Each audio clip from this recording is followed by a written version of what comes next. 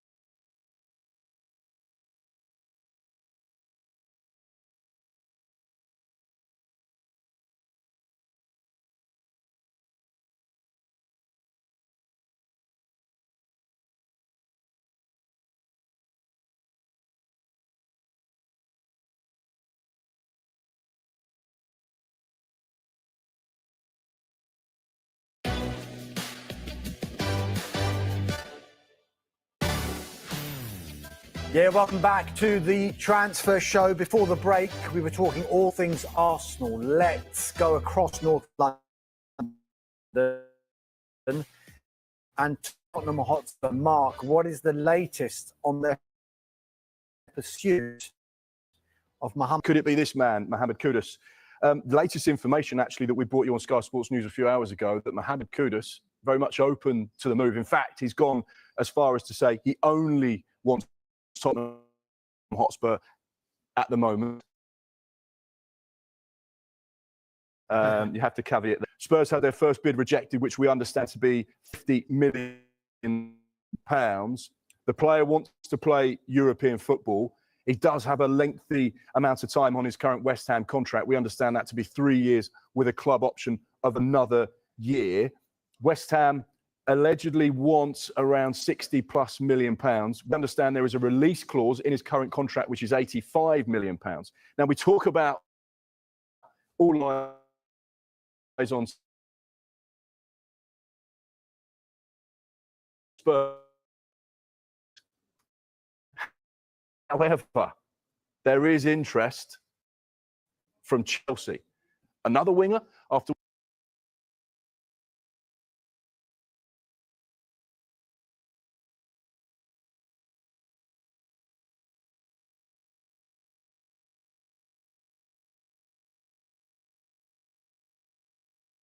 what they've done already so far this summer. But yeah, another one. But let's pick up on that.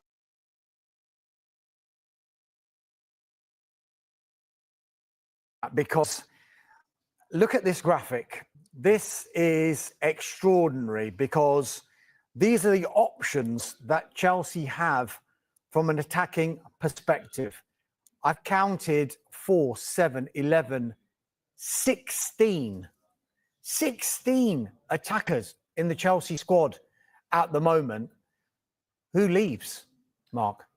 Well, looking at that graphic, first thing that came to me was they've got 4 number 9s essentially. If you count João Pedro as a number 9, Enzo Maresca said a couple of weeks ago he wanted to go into the season with 2 out-and-out number 9s. So you'd imagine that Broja and Nicholas Jackson possibly would certainly be ones that might depart. Obviously, Broja's been out on loan, has injury problems. Nicholas Jackson with a couple of red cards. There is interest in him from a number of sides in La Liga as well, so that will be one to keep an eye on. Out wide, Raheem Sterling went on loan to Arsenal last season. One of the sort of final players to come in under the Abramovich regime and Marina Granovskaya. One of those players, very highly paid, probably a little bit out of sync with the other players that Todd Boehly has signed with regards to wages. So you'd imagine there'd be an exit looking likely for Raheem Sterling. We know that there's been interest in Noni Madueke. We've been talking about just there. João Felix, I didn't even know that he was still a Chelsea player. He spent so much time out on loan. You'd imagine they'd try and find a permanent solution for him to leave over the course of this summer. It's fascinating when you look at how many options Enzo Maresca has within that Chelsea setup. You get the feeling that they have to do some business. They have to sell players now. And that's something that they've certainly been very good at over the course of the last few windows. It certainly looks like, look, Neto, if we get, sorry, can you get that graphic up again? I was just about to read that. Oh, my word. Less of us, more of the Chelsea boys. I would say Neto, Esteval, obviously, is a new signing. They'll definitely be there. Palmer will be there. Gittins, of course, a new signing.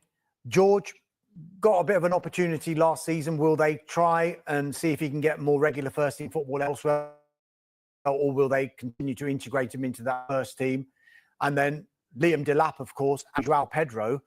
The rest of those names, you could actually see Chelsea, if good enough offers were to come in for those players, they would definitely have a look. Now, people will say Chelsea will probably need to start selling, because the question I keep getting asked when I talk about Chelsea is how they're seemingly able to spend and spend and spend all this money, bringing in all of these players. Do they actually need to sell? They don't need to sell. Funnily enough, actually, Chelsea, despite all of their spending over the last few windows, are one of those sides that have quite a lot of headroom when it comes to PSR. Now, there are 2 reasons for that. First and foremost, they've sold a lot of players that came through their academy or represented 100% profit with regards to PSR. So players like Mason Mount, who went to Manchester United for the best part of £60 million, that was 100% profit, £60 million. And they've been very clever at selling players that have come through their academy. They've obviously been very wise with regards to what they've done and how they've structured their accounts, the businesses that they've bought and sold around Chelsea Football Club. We know they sold the women's team as well, which has proved to be very fruitful and successful with regards to the accountancy situation. So therefore, actually, Chelsea can still spend money and they still have room with regards to PSR. But of course, they'll probably be getting these players in to actually, we're going to sell X, Y, and Z. And that's going to generate us 150 million in. For we're very comfortable with the situation. Winning the Champions League, getting to the latter stage of the competitions, playing that's netted them so far around 60, progress through to the final and win it, that will be around 100 million. So therefore, they're actually operating. Right, we're going to talk Manchester United in just a moment. Just a line reaching us at Sky Sports News is that Crystal Palace are close to agreeing a deal to sign Borna Sosa, the left back from Ajax. The player has agreed to join the club in principle, and the clubs are negotiating over a permanent deal worth around £3.45 million. So it looks like Crystal Palace on the verge of a signing the left back Borna Sosa from Ajax. So let's talk now Manchester United. It's set to be an interesting week, shall we say. The main squad are due back tomorrow for pre-season training, but not everyone will be present. I think we've given it away who won't be, but just give us a reminder who won't be, Mark. Yeah, Marcus Rashford, Jadon Sancho, Alejandro Garnacho, Anthony and Tyrell Malacia. Those 5 players have been granted permission by Manchester United to delay their return to pre-season training. We understand the bulk of the first team will be back in tomorrow, the 7th, for the start of the brand new pre-season campaign. However, like you say, 5 players won't be there. Now, I guess we read into this. We know there's been a lot of noise and speculation about these players and the potential departure from Old Trafford. So the fact that they've been granted permission would suggest that they're saying, look, OK, guys, if you don't want to come back to Manchester United, if whichever phrase or terminology you want to use, it's clear that the days at Old Trafford are numbered. So therefore, we're going to allow you time to facilitate the moves that you want, and then we will go from there. Of course, Manchester United don't want these players to come back and then the stories start to come out. They're training with the 21s, they're training with the youth team, they've got a separate training regime to the first team. Then there's the noise about, are they going on the pre-season tour? They're not with the main group, and it just becomes negativity Manchester United don't need. So actually, it feels like quite a sensible move to say, here's the time you need, get the deals done, but whether or not, and this is a big question, can these deals get done within the next 4 or 5 days? Because these are all potentially quite big deals to make happen, whether it's because of wages, because of transfer fees, or because of the fees that Manchester United will attach to the players. You could go through individually, but it feels like it's going to be an interesting week or so for these players at Manchester United. Yeah, clearly there will be a focus at Manchester United on trying to get fees and permanent moves for these 5 players behind us. But another focus will clearly be Bryan Mbeumo and the latest on their pursuit of the Brentford forward. United expected to go back in with an improved offer for Bryan Mbeumo.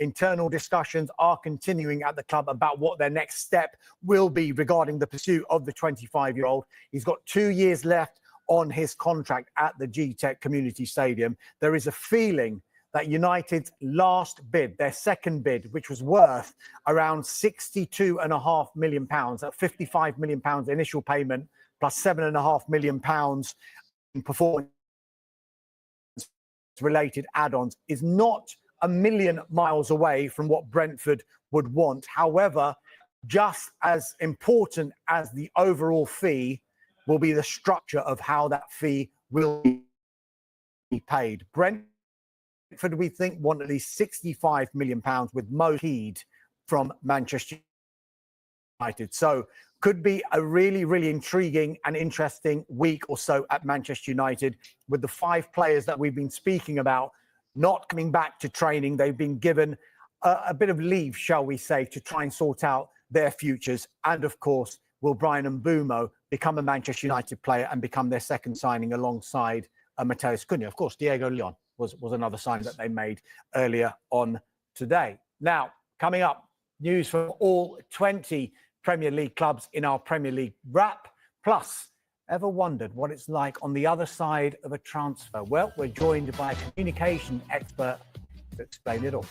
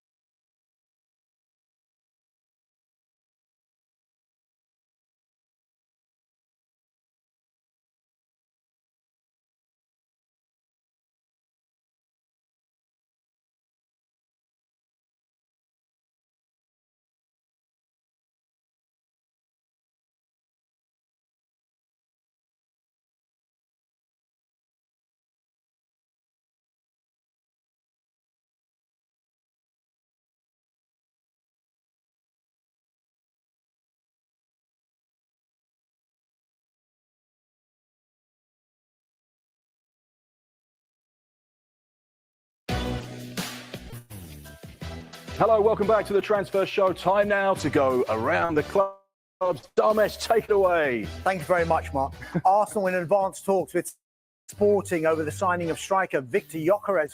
Midfielder Martin Zubimendi has joined from Real Sociedad for £51 million. There's been no formal offers for Aston Villa striker Ollie Watkins amid interest from a number of clubs, including Manchester United. Bournemouth in the market, central defenders following the departure of Dean Howson to Real Madrid and doubts over the future of Ilya Zabane. Brentford are expecting a third bid from Manchester United forward Brian Mbomo. They want at least £5 million. Brighton focusing on midfield and forwards after signing 3 defenders in this transfer window. Josh Brownhill is exploring all of his options. His contract at Burnley expired earlier this week. Chelsea expecting a formal offer from Arsenal for winger Noni Madueke. Crystal Palace are close to agreeing a deal to sign Ajax left-back Borna Sosa for £3.45 million. Everton in the market for a right back after Kenny Tete signed a new contract at Fulham. Atletico Madrid are interested in signing Fulham's Alex Iwobi, but as of yet, there's been no formal offer. Lille Swedish international defender Gabriel Gudmundsson has praised Leeds United amid reported interest in the player. Liverpool have already brought in Florian Wirtz, Jeremy Frimpong and Milos Kerkez, but there could be more incomings and outgoings before the window. Manchester City have saved up to £10 million following the sale of Kyle Walker to Burnley. Walker had entered the final year of his contract at City. Manchester United are expecting off for Marcus Rashford, Alejandro Garnacho, Jadon Sancho, Anthony and Tyrell Malacia after delaying those players returning to pre-season training.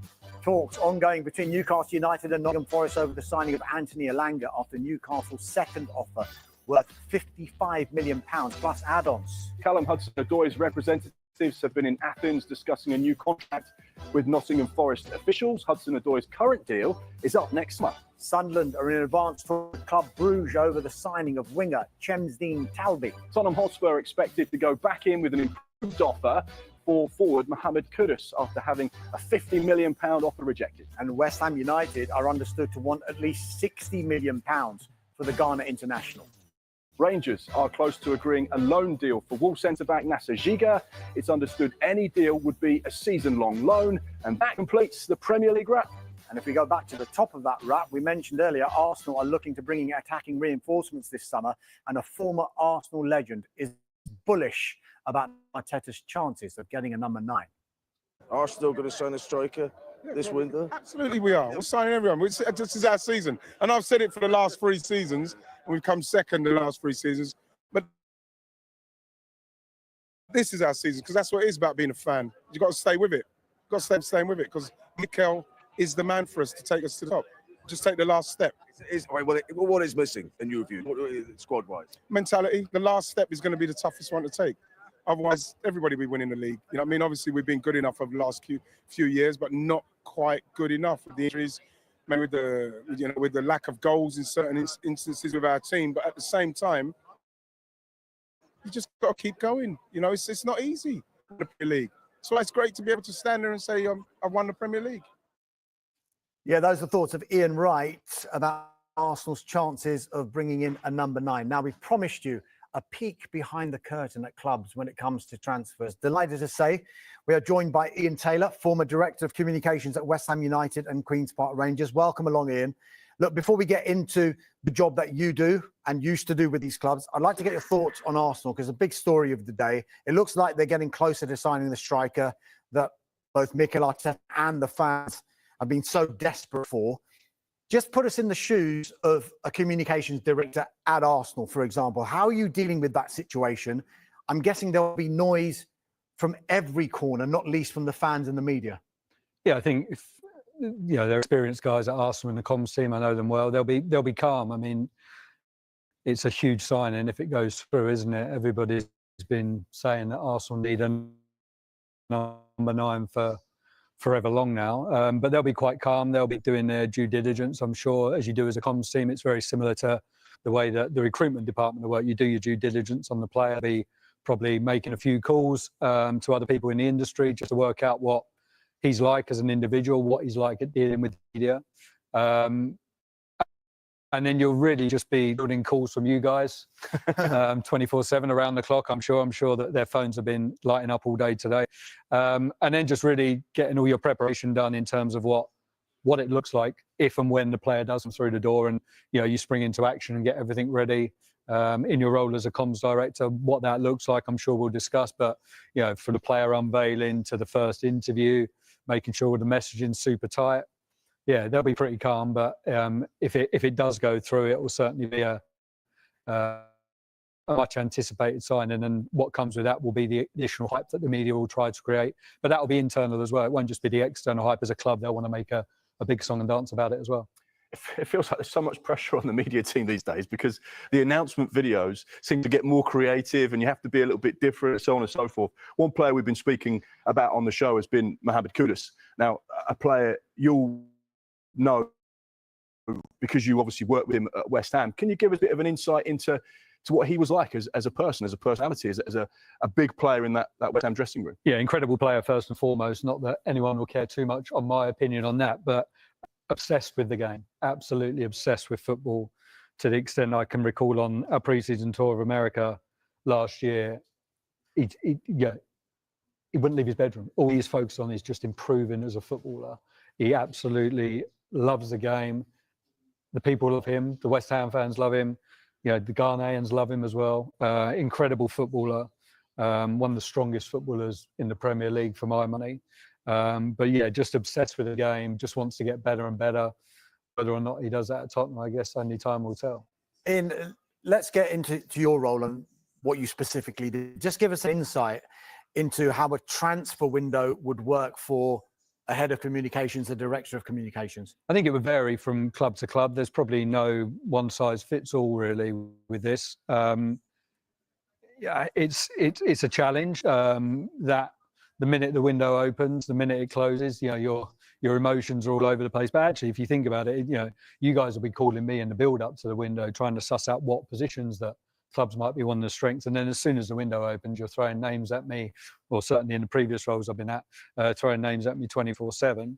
You've just got to keep quite calm. I mean, different heads of media will have different approaches.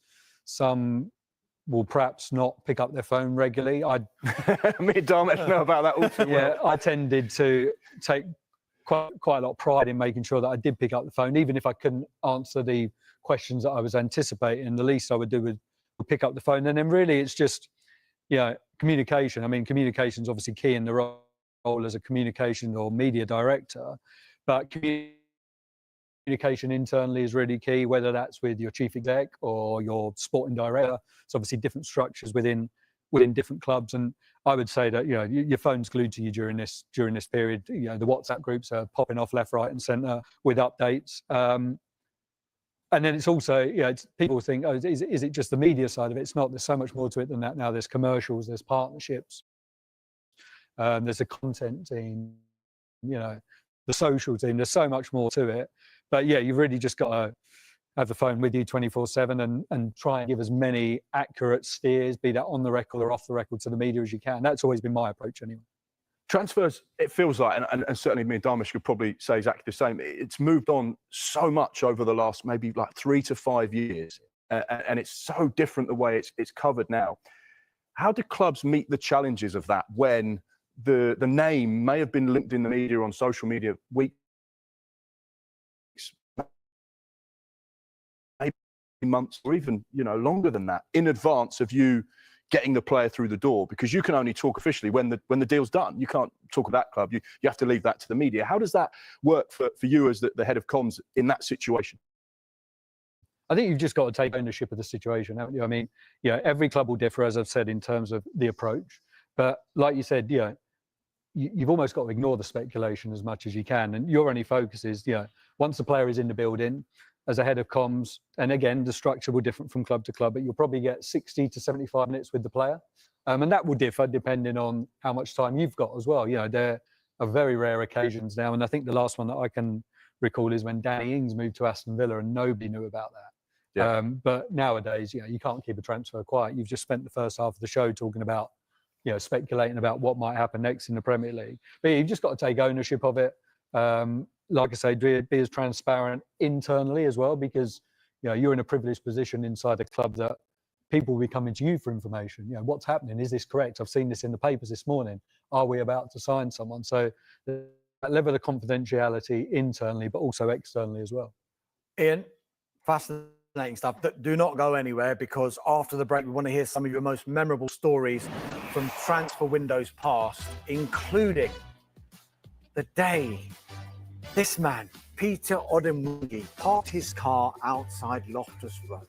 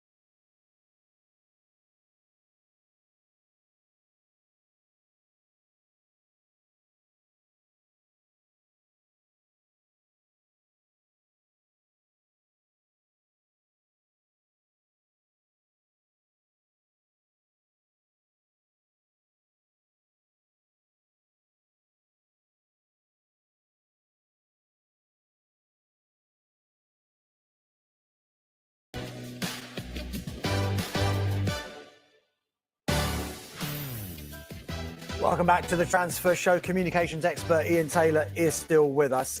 Ian, let's go back to your 20 years experience in this industry. Is there one particular moment that stands out for you in a transfer window?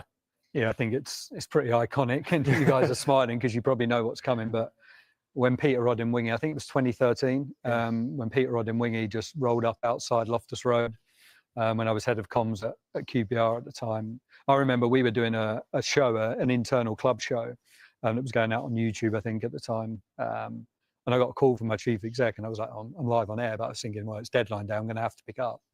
And he said, Peter Odemwingie's just turned up in the car park outside. And I was like, so is a deal agreed then? No, there's no deal agreed. He's just turned up.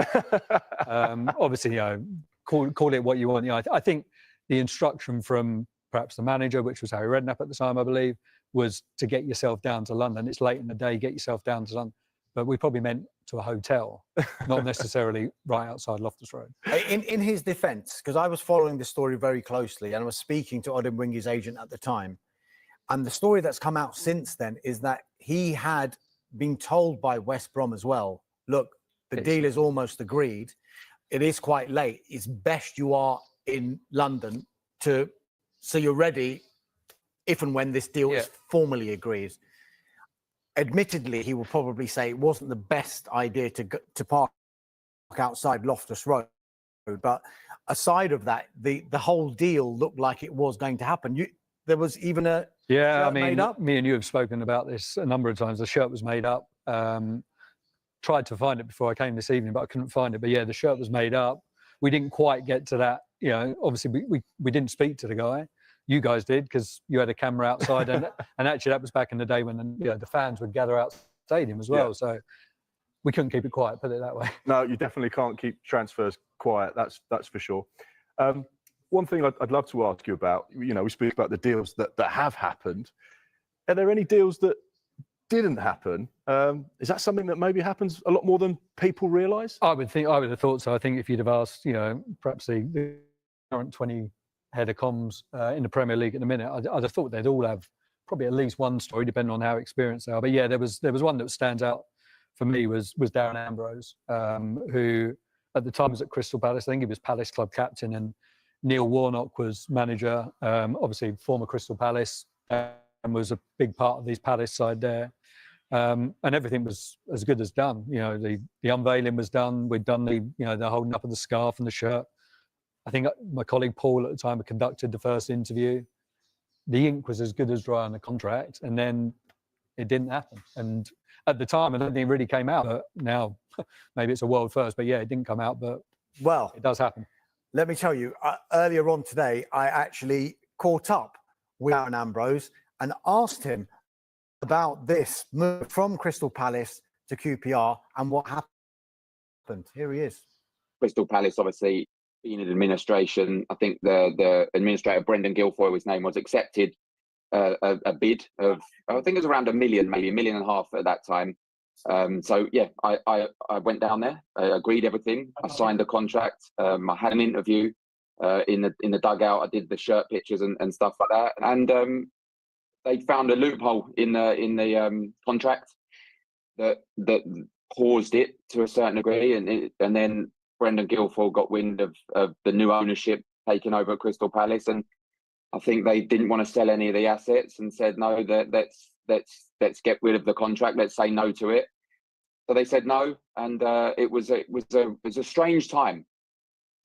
There you have it. I'm sure there'll be lots of stories, as you said, from all 20 head of comms in the Premier League. Just final question, if you can be quick. Of all the managers that you've dealt with in while you've been in the industry, which one's kept you on these toes the most? I think I've worked with around 25, 30. So it's probably not a surprise when I say this name, but Harry Redknapp. You know, he'd speak to you guys quite openly on deadline day, wouldn't he? The iconic shot of him outside his hanging out the 4x4 window. But yeah, you'd brief Harry, and then you'd like to think he'd listen to you on occasions, but deadline day and in the build up to deadline day, it's all quite fraught, isn't it? And he'd obviously want to bring players in. The board might be saying something different. Yeah, they were quite tested times during my QPR days. Love Harry. Ian, absolute pleasure. Thanks for coming on the Transfer Show. Mark McAdam, thank you for your time. as well. The big story of the day, remember, Arsenal in advanced talks with Sporting over the potential signing of Viktor Gyokeres on the day that they announced the signing of Martin Zubimendi from Real Sociedad. Up next on Sky Sports News, action and reaction from the British Grand Prix. It's Lando's Day.